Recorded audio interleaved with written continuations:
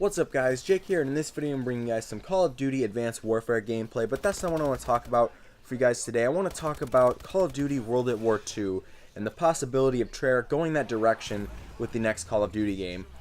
Now, there's been a lot of fake releases and leaks of box arts and things like that on the internet. Now, none of them have been confirmed by Treyarch. Most of them have been proven to be fake at this point. We don't really know what Treyarch's going to do at this point, but the possibility of another World at War game I think would be really cool.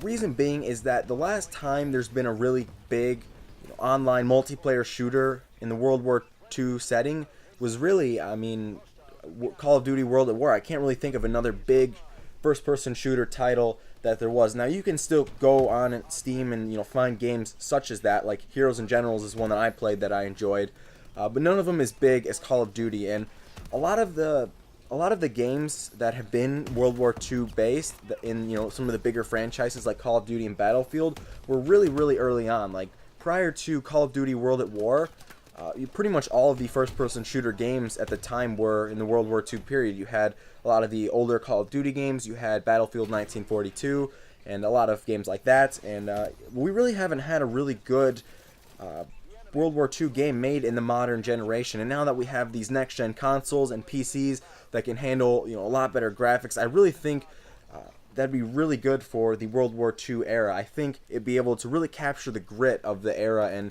really just get the full depiction of the World at War time period. Now, obviously, in Call of Duty games, we're not looking for the most realism, but I do think the new generation of technology could make a way more impressive depiction of the conflict, and I think it would just be really cool having all the old guns back. And I really like the time period as well for that reason. I think the guns are a lot cooler. Having guns that are real guns that we can look at and say those were real guns used in the conflict versus all these futuristic things that we really don't use or aren't really actual weapons like laser guns and things like that.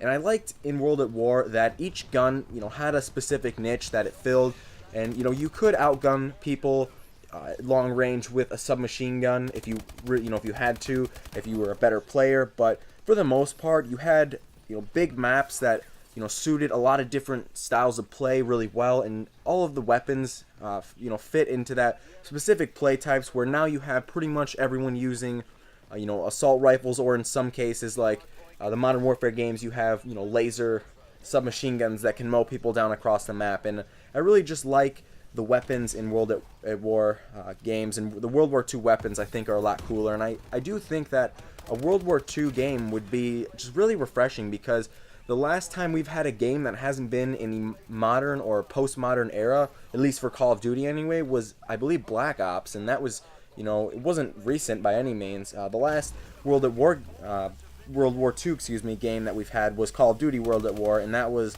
by the time the next Call of Duty game comes out 7 years ago. So it's been a while since we visited that era, and I think everyone at this point is pretty much tired of all this modern and futuristic stuff. It really kind of, I don't know, it doesn't make the gameplay feel as cool to me. Now, obviously, Call of Duty games are never that realistic, but it just makes the game seem a little bit arcadey, a little bit cheesy to me. I know Call of Duty's an arcade shooter, but it just makes it seem just not as immersive to me. It's not something I enjoy as much as the older weapons and kill streaks and tanks and stuff like that. I really enjoyed that, and I think a lot of people would too, especially because not a lot of people played, like I said, Call of Duty World at War when it came out. And even if you want to play it now, if you go back and try and play it, it's filled with hackers. You really can't play it very much unless you play boot camp by making a new account, and it's just not a very easy process to do. So I definitely think that Treyarch going the route of making another World at War game would be really cool. I think it would sell really well, actually. I think a lot of people would be really excited about it,